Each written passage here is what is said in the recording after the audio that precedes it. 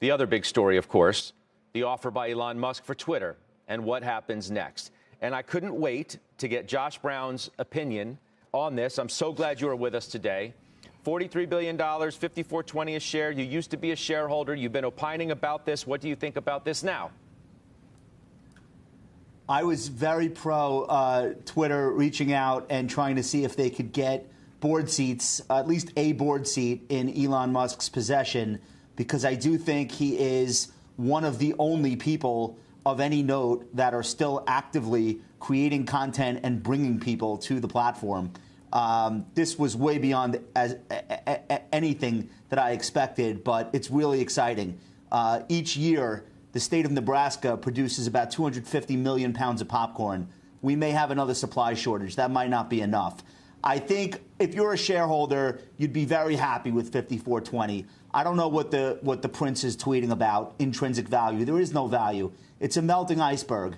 Most of the value of Twitter historically has gone to the creators, not the company, the people who are using it. They derive like 95% of all the value. And then there are some ad sales, very small, $3 billion a year in revenue. I guess that just goes towards maintenance and maybe keeping a headquarters up. But there is just not that much intrinsic value. So what should happen here is that Sundar Pichai from Alphabet should come in and see if he can issue a competing bid. I don't know that he has to go materially higher, but this should not be a one-bidder situation.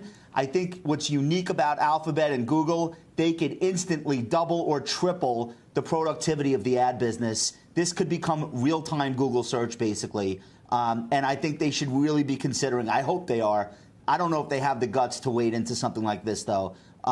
If not them, I don't know who else.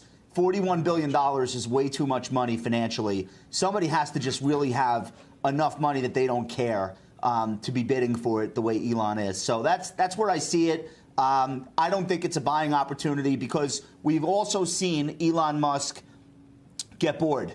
And there's not another election for board seats until next May. It's too late to put up a slate for this May. So if today's meeting doesn't go anywhere, do we really think Elon's going to stick around for a year and hope they'll consider different sorts of bids or combinations? Probably not. So if you're not in it, I don't think I'd rush into it right now. I think probably most of the money has already been made.